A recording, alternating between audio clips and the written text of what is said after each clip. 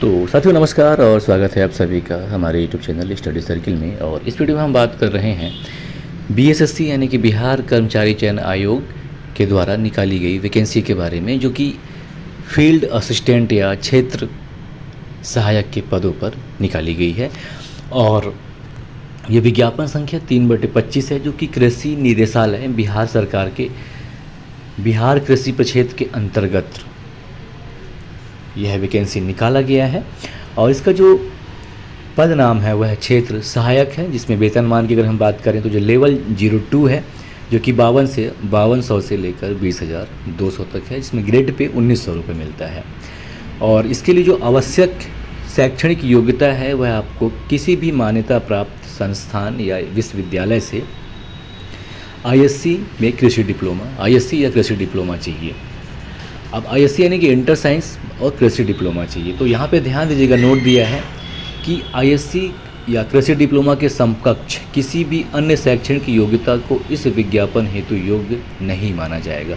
मतलब आपको आईएससी होना चाहिए, साथ ही साथ आपको एग्रीकल्चर में कोई डिप्लोमा होना चाहिए, तब जाकर ही आप इस पोस्ट के लिए वैलिड हो पाएंगे, अन्यथा नहीं। और अगर ऐसा नहीं है तो ज़्यादा बेहतर है कि आप इसके लिए इसको मतलब इस फॉर्म को भरे ही नहीं, है ना।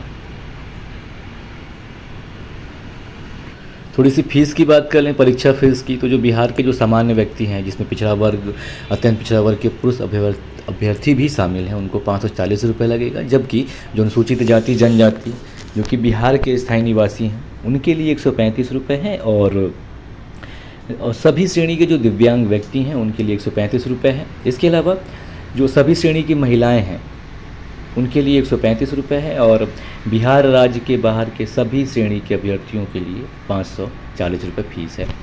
अब बात कर लें कुल पद की कितना है, तो देखेंगे। तो बात करें अगर हम कुल पदों की, जो कुल पद हैं फील्ड असिस्टेंट या क्षेत्र सहायक की, तो इसके लिए कुल 201 पद संख्या रखी गई है, जिसमें जो अनारक्षित है उनके लिए 79 पद संख्या है। जबकि अनुसूचित जाति के लिए 35 है, अनुसूचित जनजाति के लिए 2 सीट हैं, और अत्यंत पिछड़ा वर्ग के लिए 37 हैं, और पिछड़ा वर्ग के लिए 21 हैं। जबकि पिछड़े वर्ग की महिलाओं के लिए 6 सीट आरक्षित की गई हैं, और आर्थिक रूप से कमज़ोर वर्ग के लिए यानी कि ईडब्ल्यूएस के लिए 20 सीटें आरक्षित हैं। इस तरह बात करें अगर हम, तो कुल 201 पद हैं, जिसमें 67 पद जो हैं महिलाओं के लिए आरक्षित की गई हैं, और 4 पद जो हैं वो स्वतंत्रता सेनानी के पोता पोती नानी या नातनी के लिए आरक्षित की गई हैं। और उम्र की बात करें हम, जो क्षेत्र सहायक के पद हैं, तो इनके लिए जो उम्र है वो न्यूनतम 18 है, जो सभी को चाहिए, या तो स्टेट के हों या अदर स्टेट के हों, कहीं के भी हों उनके लिए। और जो आरक्षित पुरुष हैं यानी कि जिनको रिजर्वेशन कोटा का लाभ मिलेगा, उनके लिए अधिकतम उम्र जो है 40 वर्ष है। जबकि अत्यंत पिछड़ा वर्ग एवं पिछड़ा वर्ग के लिए पुरुष और महिलाओं के लिए उम्र जो है 40 वर्ष रखी गई है अधिकतम। साथ ही साथ जो अनारक्षित महिला है उनके लिए 40 वर्ष, और जो अनुसूचित जाति एवं अनुसूचित जनजातियाँ हैं उनकी पुरुष एवं महिलाओं के लिए उम्र सीमा जो अधिकतम रखी गई है वह 42 वर्ष रखी गई है। इसके अलावा अगर हम एग्ज़ाम की बात करें तो ऑनलाइन फॉर्म भराएगा इसमें, और 2 प्रकार का पेपर होगा, प्रीलिम्स होगा और मेंस होगा। तो इसमें मेंस के लिए अलग से नोटिफिकेशन जारी होगा, और अभी एग्ज़ाम का डेट अभी कंफर्म नहीं है। हालांकि जो फॉर्म भरने हैं, ये फॉर्म जो हैं ये 21 मई तक भरे जा सकते हैं, और तो काफ़ी समय है अभी, आज 1 मई है, आप भर सकते हैं आराम से।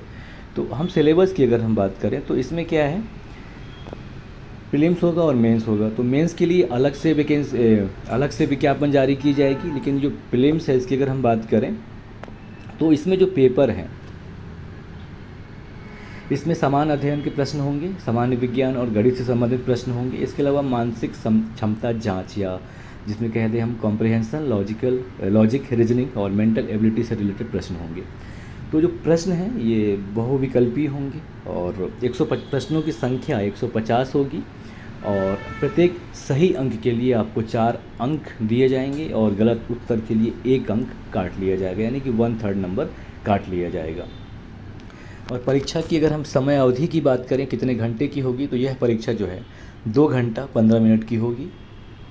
और प्रारंभिक परीक्षा जो होगा, जो पहला परीक्षा होगा, यह हिंदी और इंग्लिश दोनों माध्यम में होगा, यानी कि जो आप चूज करना चाहें कर सकते हैं। और ऐसा होता है कि हिंदी और अंग्रेजी के प्रश्न पत्र में कोई त्रुटि आती है तो अंग्रेजी जो है वो स्टैंडर्ड माना जाएगा और अंग्रेजी के सवाल से ही मिलाया जाएगा। ठीक है, ये भी ध्यान देना है आपको। अब हम सिलेबस, ब्रॉड सिलेबस की अगर हम बात कर लें तो सामान्य अध्ययन में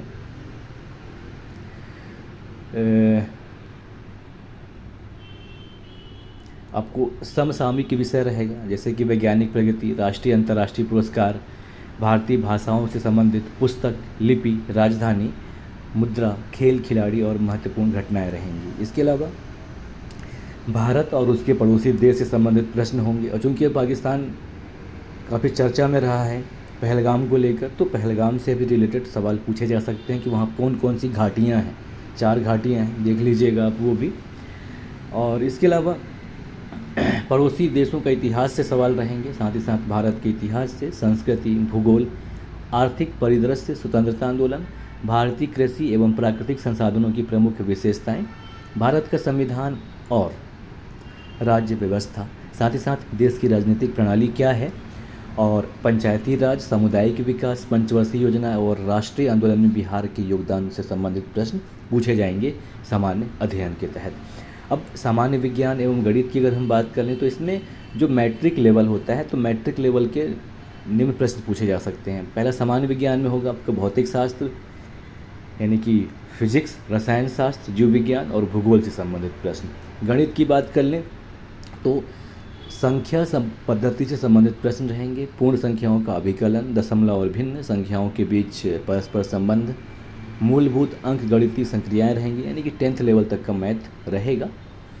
और मानसिक क्षमता की अगर हम बात करें तो इसमें क्या है, समानता और भिन्नता रहेगा। इसके अलावा स्थान कल्पना, समस्या समाधान, विश्लेषण, दृश्य स्मृति, विभेद, अवलोकन, संबंध धारण, ये सब प्रश्न रहेंगे। तो कुल जो प्रश्नों की संख्या रहेगी वह 150 रहेगी, है ना। तो बस झट से आप फॉर्म भरें और तैयारी में लग जाएं। एग्ज़ाम का डेट अभी क्लियर नहीं है, कब तक एग्ज़ाम होना है, जिसके लिए नोटिफिकेशन जैसे आता है आपको सूचित की जाएगी। नमस्कार, जय हिंद।